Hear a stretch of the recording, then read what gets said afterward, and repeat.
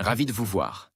Je m'appelle Alain Duroy et vous êtes sur ma chaîne YouTube où je donne des conseils aux hommes pour diverses situations de la vie. Abonnez-vous pour rester toujours connecté. Et maintenant, je Une commence. communication efficace est l'une des compétences les plus importantes que nous puissions développer dans la vie, mais beaucoup d'entre nous n'y consacrent généralement pas assez d'efforts. Si vous souhaitez devenir plus sociable et mieux comprendre les gens qui vous entourent, voici quelques conseils importants qui vous aideront à améliorer votre efficacité en matière de communication. 10 façons d'améliorer vos compétences en communication. 1. Contrôlez votre langage corporel. Vous voulez montrer à votre interlocuteur que vous êtes ouvert à la discussion, mais vous avez les bras croisés? Vous dites que vous écoutez, mais vous laissez constamment tomber votre regard sur l'écran de votre téléphone? Nos signaux non-verbaux en disent souvent plus long que nous ne le pensons. Quelle que soit votre capacité à établir un contact visuel ou votre façon de vous tenir pendant la communication, n'oubliez pas que vous communiquez en permanence, même lorsque vous ne dites pas un mot. Quels sont les moyens d'influencer votre corps pour communiquer plus efficacement? Adoptez une posture imposante si vous avez besoin de renforcer votre confiance en vous avant une conversation sérieuse. Souriez si vous voulez montrer votre ouverture d'esprit et votre attitude amicale. Apprenez à lire le langage corporel des autres pour communiquer au mieux. 2. Se débarrasser des mots inutiles. Les « et » et les « n'améliorent en rien votre discours ou votre communication quotidienne. Éliminez-les de votre vocabulaire pour être plus persuasif et vous sentir plus sûr de vous. Pour vous débarrasser des mots parasites, vous pouvez commencer à noter les moments où vous prononcez des mots tels que « c'est le plus » ou « plus court ». Vous pouvez également sortir les mains de vos poches ou simplement vous détendre et faire une pause avant de parler. Les pauses dans la conversation vous paraîtront plus gênantes qu'à d'autres personnes. 3. Planifier la conversation. La conversation est un art que peu de gens maîtrisent. Pour combler les éventuelles pauses dans le processus de communication, en particulier lorsque vous parlez à des personnes que vous connaissez à peine, établissez un plan de conversation. Parmi les meilleurs sujets qui aideront à éliminer les silences gênants au cours d'une conversation, on peut citer tout ce qui a trait à la famille et aux loisirs, à la profession, aux objectifs et aux rêves. Vous établirez certainement un langage commun avec l'autre personne si vous parlez de ce qui l'intéresse. 4. Raconter une histoire intéressante. Les histoires ont un impact énorme. Elles activent notre cerveau, rendent la communication plus riche, plus vivante et plus intéressante, et nous rendent plus persuasifs. Raconter une histoire personnelle peut être utile lors d'un entretien d'embauche. 5. Poser des questions et clarifier ce que dit l'interlocuteur. Poser des questions et répéter les derniers mots de l'interlocuteur montre que vous vous intéressez à ce qu'il dit et vous permet également de clarifier des points qui ont pu être mal compris. Par exemple, allez-vous acheter des billets pour le match de samedi? Ai-je bien compris?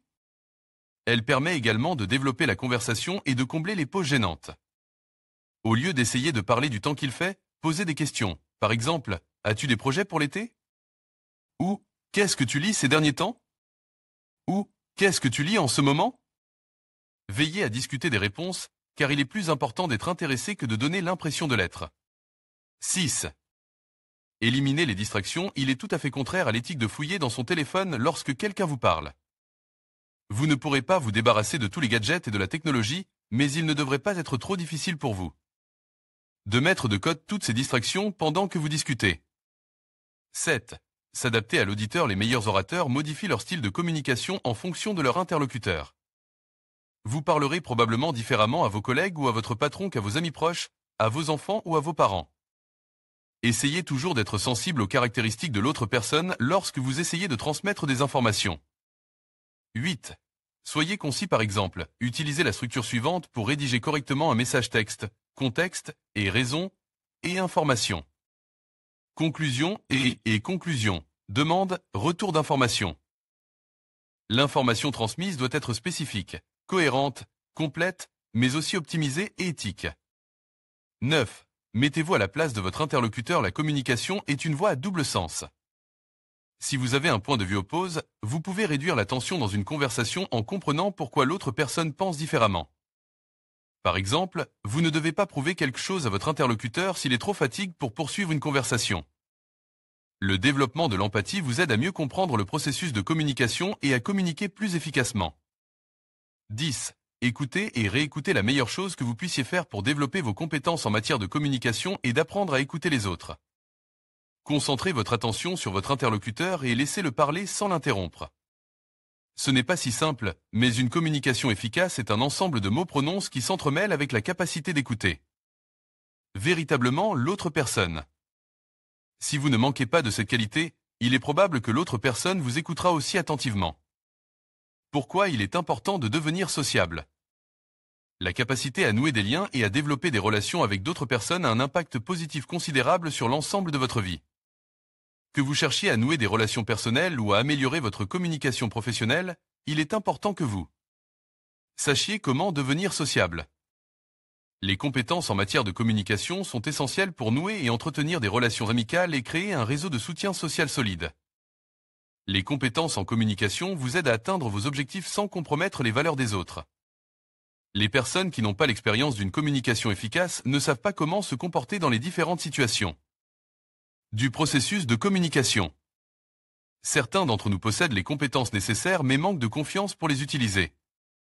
Quoi qu'il en soit, avec la pratique, vous gagnerez en confiance et améliorerez vos compétences en matière de communication. Développez votre confiance en interagissant avec d'autres personnes. Développez des compétences en communication qui vous permettront d'établir des relations fructueuses. On ne naît pas avec l'expérience d'une communication efficace. Comme toute autre compétence, elle s'acquiert par des essais et des erreurs, puis par la pratique. Comment devenir sociable? Les 3 domaines de la communication que vous devez développer: la communication non verbale, langage corporel.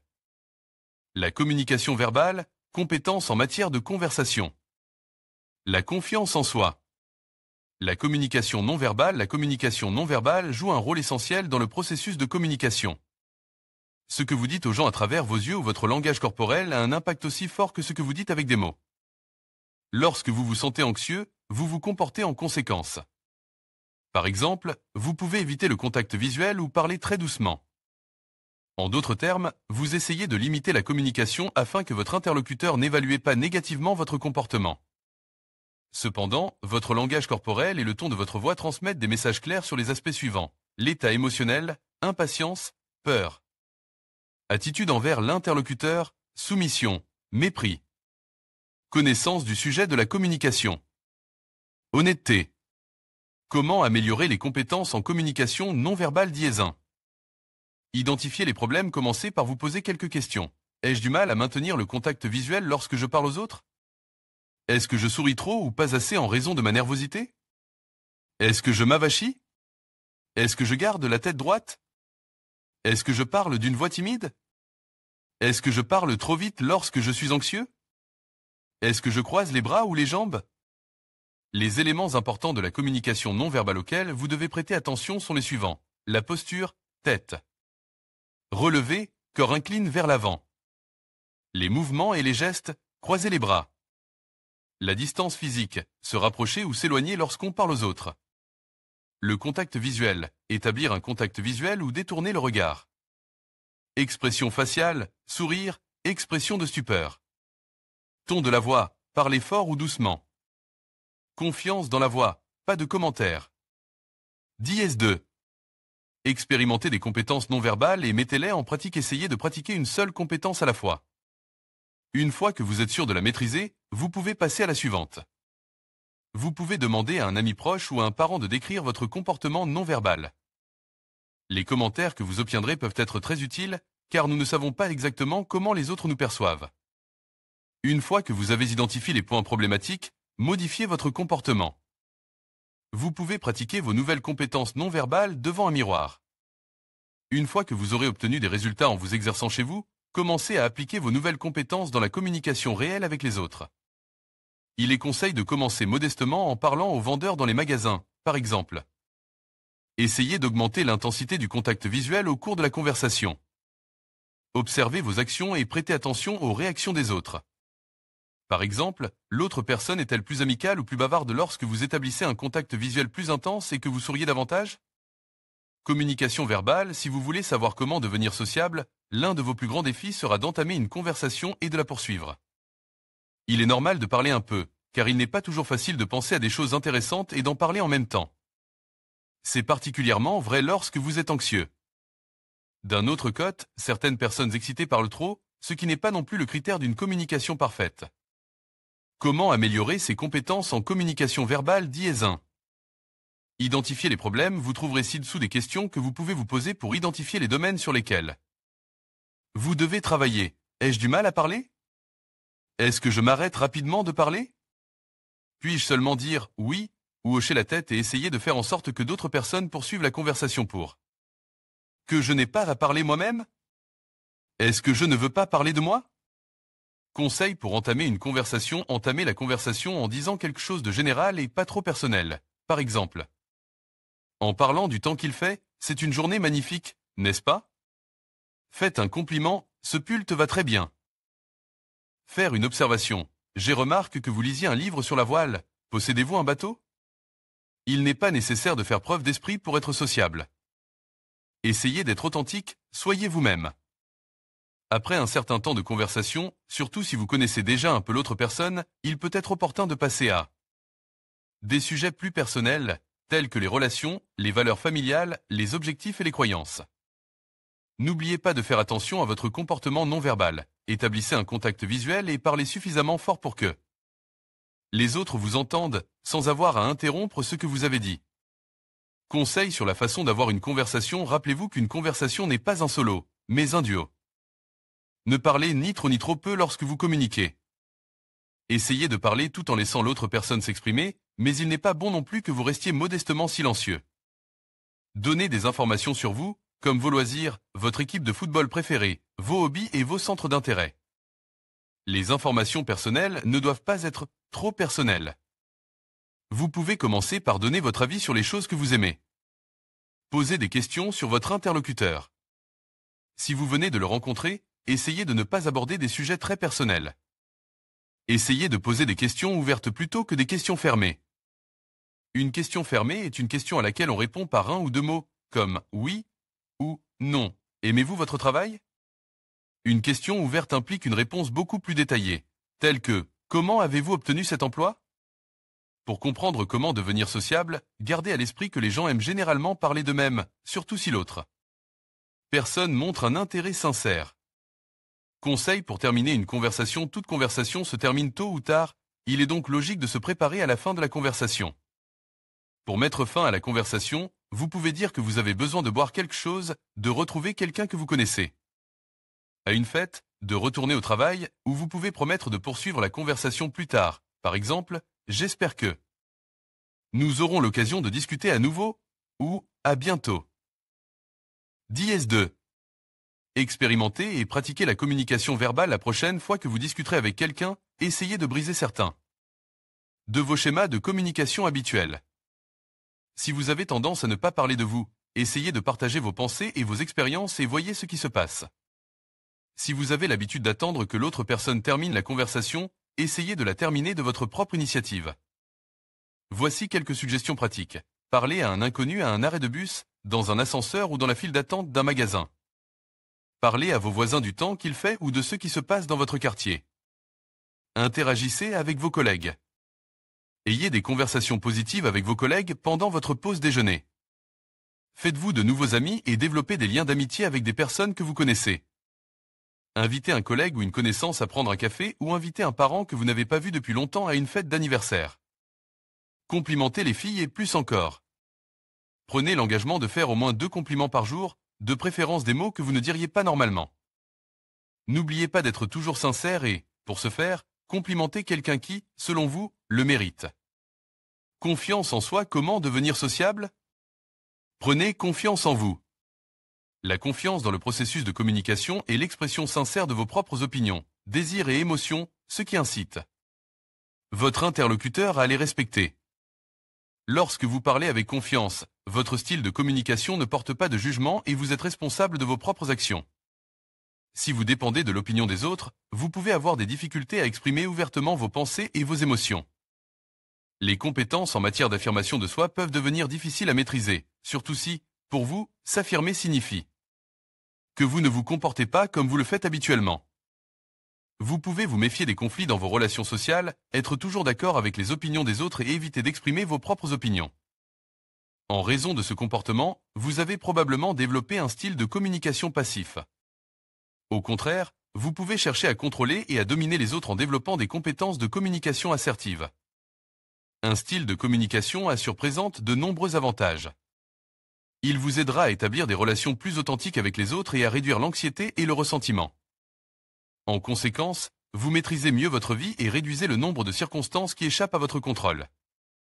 La confiance en soi est une compétence acquise et non un trait de personnalité inné. La confiance ne fait pas partie de votre essence, car elle est le fruit des actions, de la pratique et de la discipline nécessaires. Dièse 1. Identifiez les problèmes, commencez par vous poser les questions suivantes pour déterminer dans quelle direction vous devez travailler. Est-ce que je demande ce que je veux? Ai-je du mal à exprimer mon opinion? Ai-je de la facilité à dire non? Comment devenir confiant dans la communication? De nombreuses personnes éprouvent des difficultés à demander ce qu'elles veulent, estimant qu'elles n'ont pas le droit de le faire ou craignant les répercussions de la question. Vous vous dites peut-être, et s'il dit non? Ou, elle va penser que je suis impoli et grossier. Lorsque vous demandez quelque chose, il est utile de commencer par exprimer votre compréhension du problème de l'autre personne. Par exemple, je sais que vous avez été très occupé ces derniers temps. Parlez ensuite de la nature de votre question et de ce que vous ressentez à son sujet. Par exemple, cette présentation doit être faite vendredi prochain et je crains qu'elle ne soit pas prête à temps. Il est important de parler de vos sentiments plutôt que de blâmer les autres. Par exemple, il est préférable de dire « Je me sens blesse lorsque tu es en retard à une réunion avec moi », plutôt que « Tu es toujours en retard ». Tu ne te soucies pas de moi. Décrivez ensuite ce que vous attendez de votre interlocuteur. Soyez aussi concis et positif que possible. Par exemple, j'aimerais vraiment comprendre comment nous pouvons accélérer notre projet. Enfin, dites à votre interlocuteur ce qu'il obtiendra en retour si votre demande est acceptée. Par exemple, j'essaierai de vous aider à créer des diapositives pour la présentation de la semaine prochaine. De nombreuses personnes ont des difficultés à exprimer ouvertement leur point de vue. Il se peut que vous attendiez que les autres expriment d'abord leur opinion, et que vous ne partagiez la vôtre que si les deux opinions concordent. S'affirmer signifie être prêt à exprimer son opinion, même si les autres ne le font pas ou si votre opinion différait de celle des personnes qui vous entourent. Cependant, la certitude signifie être capable d'accepter de nouvelles informations et de changer d'avis. Mais cela ne signifie pas que l'on change d'avis parce que les autres pensent différemment. Comment apprendre à dire non? Dire non peut être difficile si l'on n'a pas suffisamment confiance en soi. Cependant, si vous ne pouvez pas dire non aux autres, vous ne pourrez pas prendre la responsabilité de votre propre vie. Lorsque vous dites non, adoptez une posture affirmative tirée de l'arsenal de la communication non verbale, se tenir droit, établir un contact visuel, parlez fort. Avant de parler, décidez de votre position. Il n'est pas nécessaire de s'excuser, de se mettre sur la défensive ou de chercher des excuses pour dire non. Si vous avez du mal à dire non tout de suite, répondez par « J'ai besoin de temps pour y réfléchir ». Cela vous aidera à sortir du cercle vicieux qui consiste à toujours être d'accord avec l'opinion de quelqu'un d'autre. Rappelez-vous que tout le monde a le droit de dire non. Dièse 2. Développez votre confiance en vous. Tout d'abord, réfléchissez aux occasions où vous évitez d'exprimer votre opinion, de dire non, ou de demander ce que vous voulez. Comment pourriez-vous gérer la situation différemment? Améliorez votre capacité à communiquer à haute voix lorsque vous êtes seul avec vous-même afin de vous habituer à votre nouvelle façon de parler. Par exemple, malheureusement, je ne peux pas vous aider ce week-end, ou je veux que le travail soit terminé pour demain. Modélisez ensuite une situation qui se présentera la semaine prochaine et dans laquelle vous pourrez montrer votre assurance. Commencez par exprimer votre opinion ou dire non à vos proches, puis appliquez les compétences que vous avez mises en pratique à vos interactions avec les autres. Évaluez comment cela se passe. Soyez attentif à la réaction de votre interlocuteur. Auriez-vous pu agir différemment la prochaine fois? N'oubliez pas que la confiance en soi est comme toute nouvelle compétence et qu'elle demande du temps et de la pratique. Ne soyez pas trop exigeant envers vous-même au début si vous êtes inquiet ou si vous ne comprenez pas comment faire les choses correctement. Il vous faudra du temps pour vous habituer à votre nouveau style de communication et aux changements qui se produiront en vous. Attitude qui empêche de devenir sociable et confiant. 1. Avoir confiance en soi, c'est être égoïste, c'est une erreur. Tout simplement. Parce qu'exprimer ses opinions et ses préférences ne signifie pas que les autres sont obligés de vous suivre. Si vous vous comportez de manière assertive et non agressive, vous ne niez pas que vous respectez les valeurs et les croyances des autres. 2. La passivité est une façon d'être. Être passif signifie être d'accord avec les autres, les laisser toujours vous contrôler et ne pas leur demander quoi que ce soit. Ce comportement ne garantit pas que les autres vous aimeront ou vous admireront.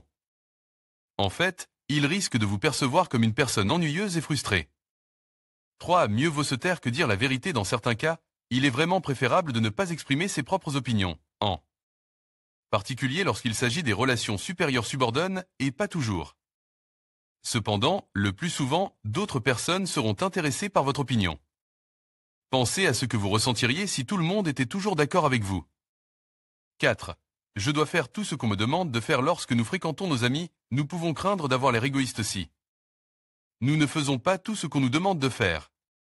Au travail, nous pouvons craindre de paraître paresseux ou inefficaces si nous ne faisons pas tout ce que nos collègues nous demandent. Les autres personnes ne sauront pas à quel point vous êtes occupé ou si vous avez d'autres projets tant que vous ne leur en parlerez pas. Bien qu'il soit nécessaire d'exercer vos compétences sociales, vous devez observer attentivement les autres personnes pour mieux comprendre comment devenir sociable. Demandez-vous avec qui vous vous sentez à l'aise pour parler. Étudiez leur comportement, sourire, gestes, paroles, ton de la voix. Incorporez les conseils des autres dans votre vie.